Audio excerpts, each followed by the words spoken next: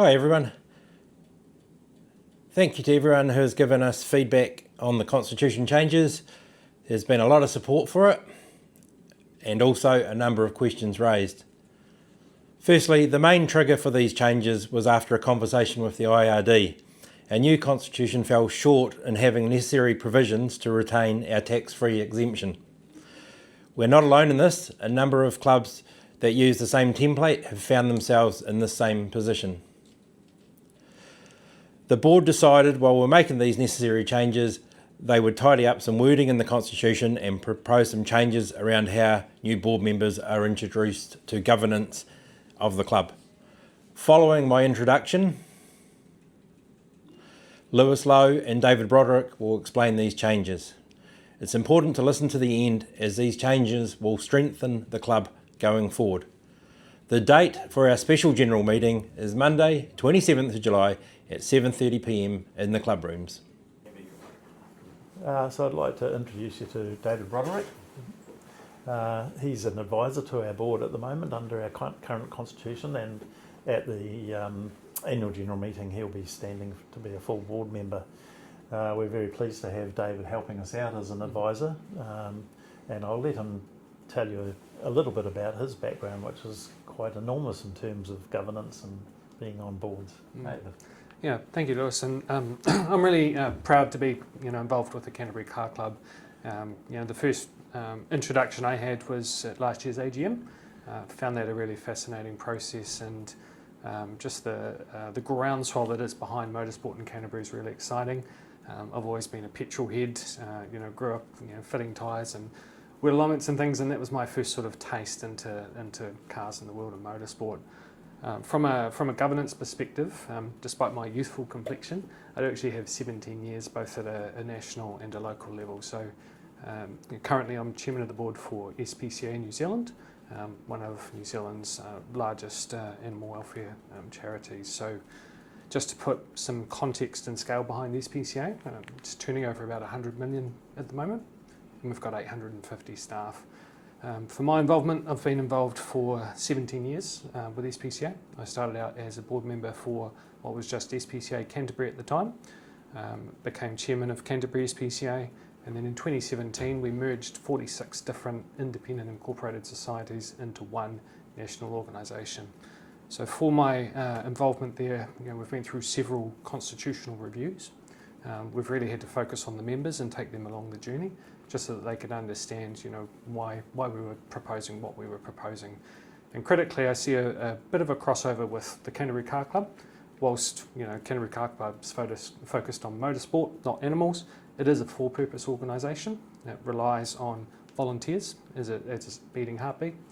It still has all the same governance, fundamental structures and issues and challenges. So I see that, I can absolutely add some value and help be part of the Canterbury Car Club's future. Well, thanks, David, and I think that sums up pretty much what you're all about. And we'll move on now, and we're going to have a wee chat together about the SGM coming up that we had over the special general meeting. In particular, the question about election of board members and the change from having an elected president or chair to a board member being elected from within inside the board. It's really important that we do this because, and I'm speaking just really from my own experience, I've been initially on what was the management committee and then changed to a board. And if I hadn't have been in those positions first, I wouldn't have had the experience to become president because I just wouldn't have known what was going on. So with respect to good governance, we're going to make that change, and of course you have the opportunity to vote on that at the special general meeting.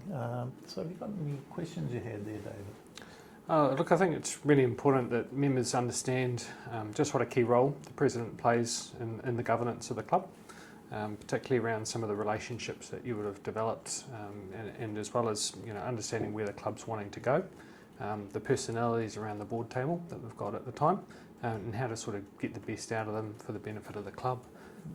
What I think would be quite helpful though is just to help our members understand a bit more about your role Can you tell us a bit about the life of being a president of the Canterbury Car Club?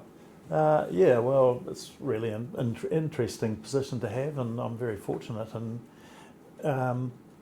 my key objective has always been to just get one more person through the gate and out on the track. As you know, I'm a dedicated racer.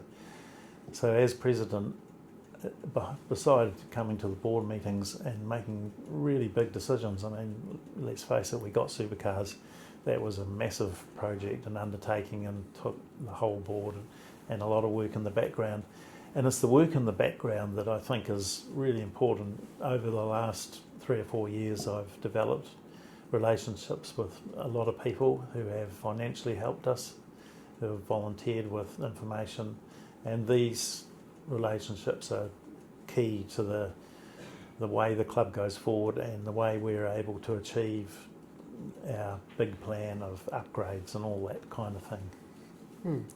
So if I was looking at this from a member's perspective, and I understand the board's wanting to propose this change to how a president or a chair is elected to the board, what would you say is kind of different, or what's not working, or because I can understand some people might go, well, if it's not broken, why fix it?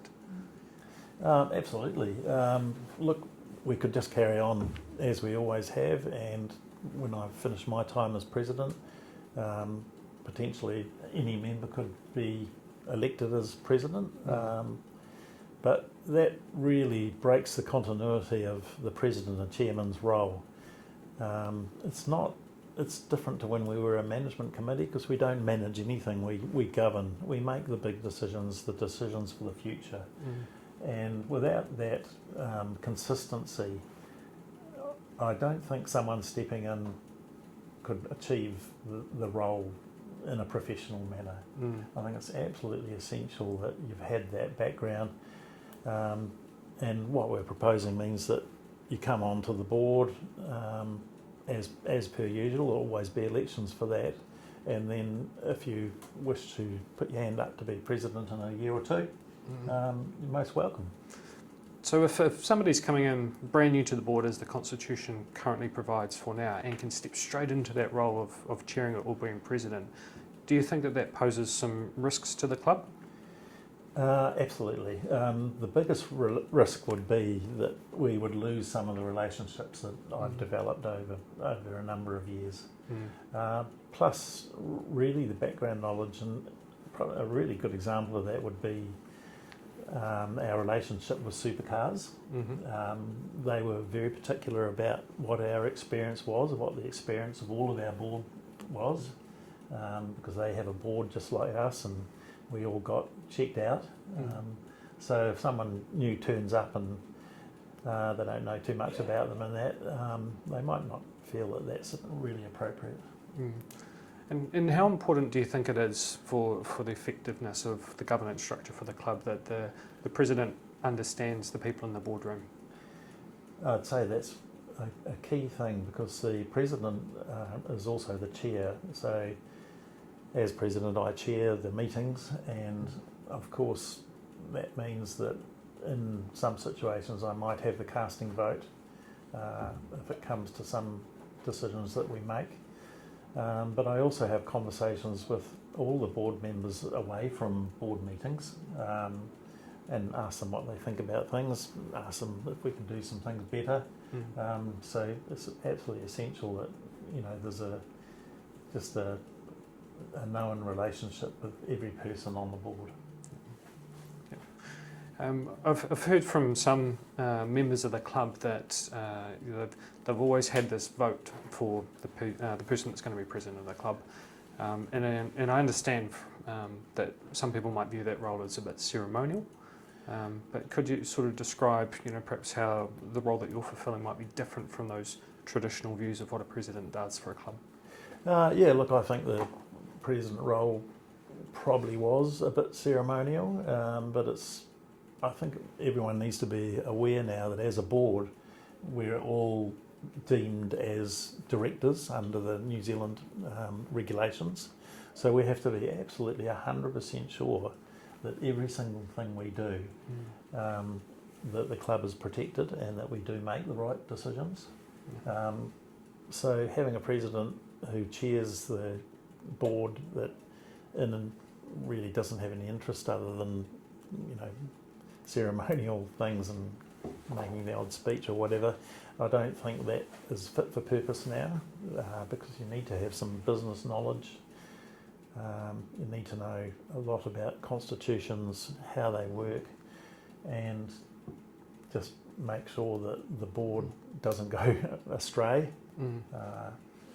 Really.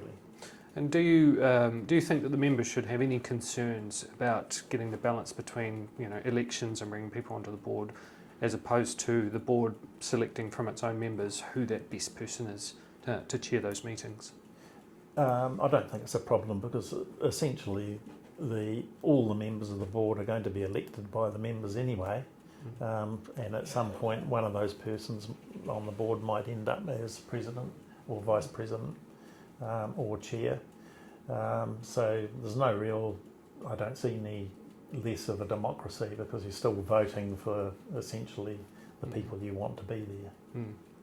Yeah. Thanks, Lewis and David. I think it's important to remind ourselves the journey the club has been on. 20 years ago, the management committee at the time realised to keep the gates open of a multi-million-dollar race circuit, the club would need to operate like a business, while still retaining its club values. At the time, they employed a CEO to guide the club to make the changes needed to operate more professionally. The baton was handed to me 13 years ago. It's important to note that every day I come to work, I make decisions on what is best for the club, not what is best for individuals. Like all of you, I'm proud to be a club member of the Canterbury Car Club. I only want the best for our club. I support the changes the board are proposing, as I think it's critical that anyone that goes into the position of president has served time on the board. It's important that any future president does their apprenticeship on the board first, and more importantly has the support of board members to hold this important position. With a $10 million vision for the future, it's critical we have the best governance model to guide us through the next decade and beyond. Thank you.